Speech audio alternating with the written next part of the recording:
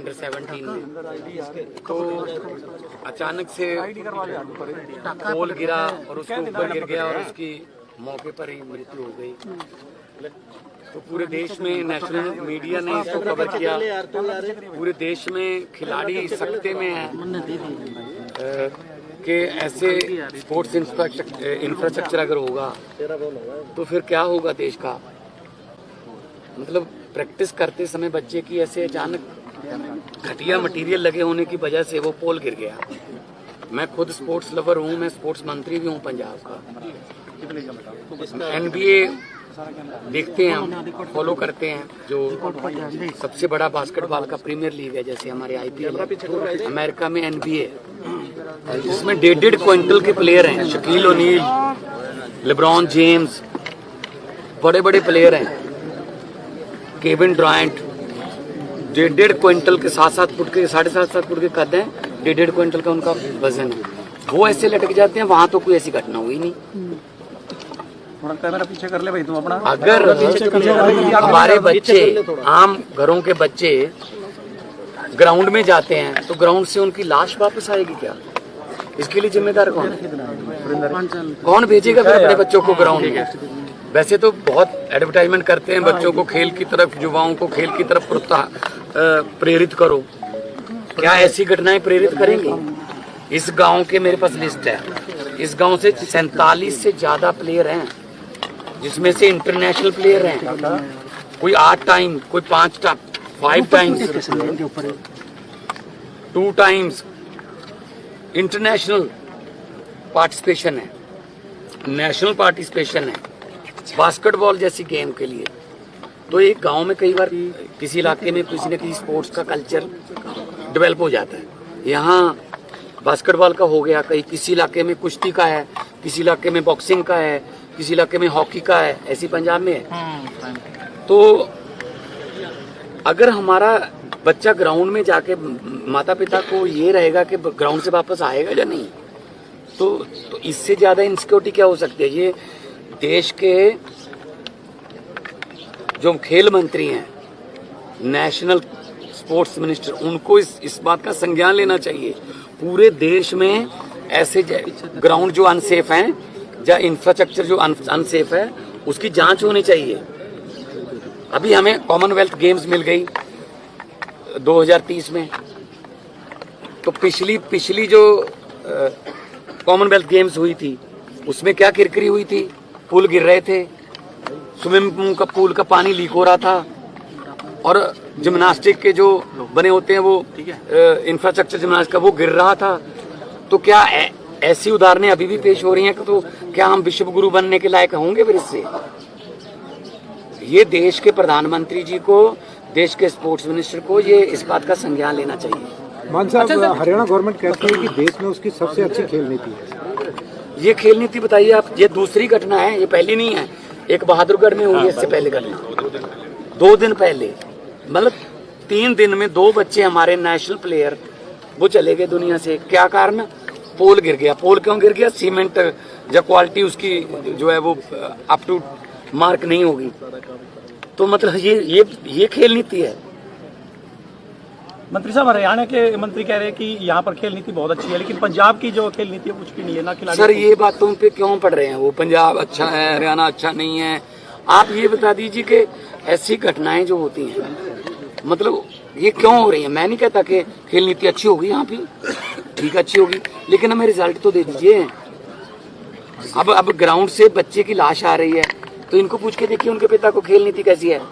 सारी जिंदगी के लिए एक मतलब क्या भूल पाएंगे ये? सर, पंजाब में भी खिलाड़ियों का मर्डर हुआ था, उसमें पंजाब सरकार ने क्या किया? वो देखो, वो लॉ एंड ऑर्डर की स्थिति है, वो स्पोर्ट्स की स्थिति नहीं है।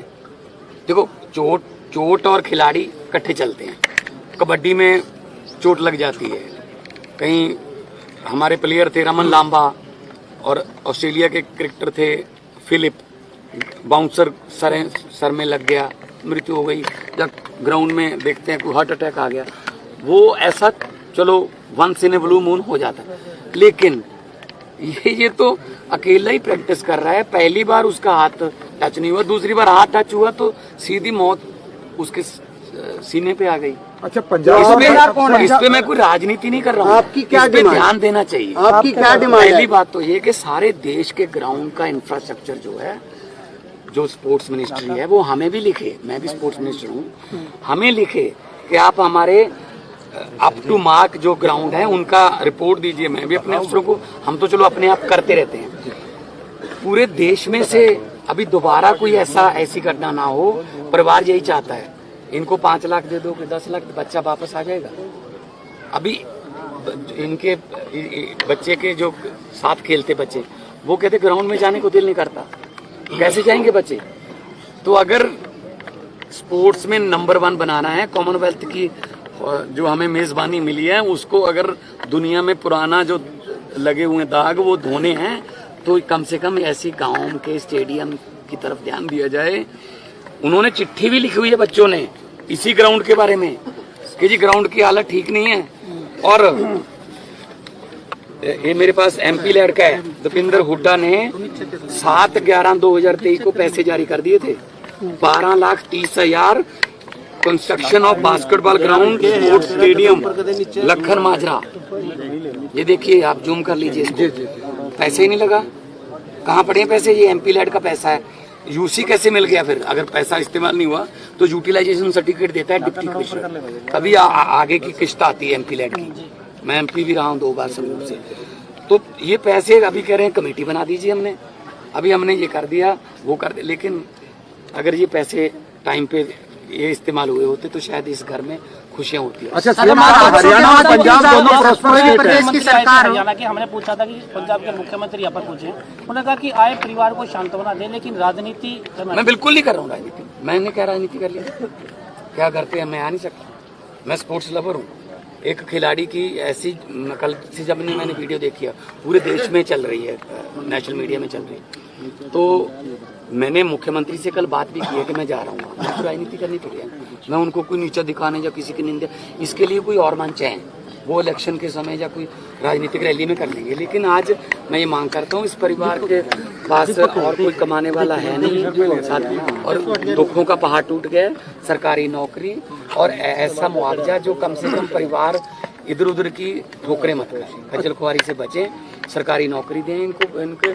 और लखन माजरा के सारे स्पोर्ट्स जो को प्यार करने वाले जितने भी लड़के हैं, बच्चे खेल रहे हैं, है ना, उनके लिए अच्छा इंफ्रास्ट्रक्चर बना के उनकी याद में स्टेडियम का नाम उनकी याद में रखा जाए, और इंफ्रास्ट्रक्चर अच्छा हो ताकि आगे से ऐसी घटना ना हो। इस परिवार की यही मांग है कि कोई और प्लेयर हमारे जैसा कोई परिवार ऐसा दुख ना जाए।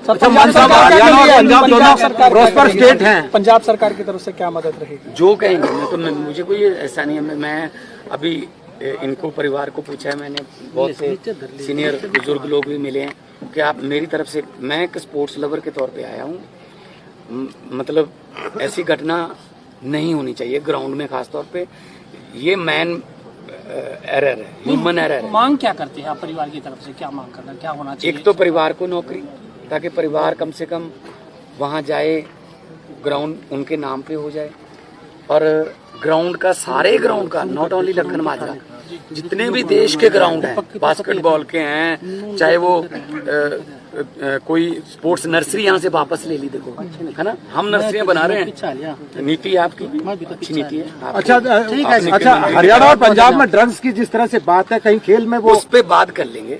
जो ड्रग्स, खेल में बाधा आ रही है, देखो ड्रग्स में ना, वो तो डोप टेस्ट होते हैं, वो तो बहुत सख्ताई है, स्पोर्ट्स में तो हो नहीं सकता। प्लेयर जो ग्राउंड पे जाता है वो कभी नशे की तरफ या बुरी संगत की तरफ नहीं ध्यान देगा। हम भी यही कोशिश कर रहे हैं पंजाब में कि स्पोर्ट्स की तरफ लेके जाएं बच्चों को। हम खेड़ा वतन पंजाब दिया, उसमें हर उम्र का जो है, 3-3 पीढ़ियां एक ही ग्राउंड में खेल रही हैं, पोता भी वही है, बाप भी वही है और दादा भी वही है। 60 साल से ऊपर की जो एज है उसकी भी कैटेगरी है। तो खिलाड़ियों को प्रोत्साहन इसलिए दे रहे हैं हम कि ग्राउंड में जाएंगे, शरीर से प्यार होगा, बुरी संगत से बचेंगे, ये नशे वशे इधर उधर मन नहीं भटकेगा। लेकिन अगर ग्राउंड में जाकर स्पोर्ट्स इंफ्रास्ट्रक्चर ही ऐसा है, जहां आके बच्चे की लाश आती है, तो माँ बाप क्यों कैसे भेजेंगे, किस हिम्मत से भेजेंगे बच्चों को। सारे देश के स्पोर्ट्स इंफ्रास्ट्रक्चर को चेक करना चाहिए। अभी हमें 2030 तक मौका है, 5 साल 4.5 साल जितने भी रहते हैं कि 2030 कॉमनवेल्थ गेम्स होंगी, उसके लिए हमारा देश का इंफ्रास्ट्रक्चर इसी बहाने ठीक हो जाए। मैं भगवान से यही अरदास करता हूं।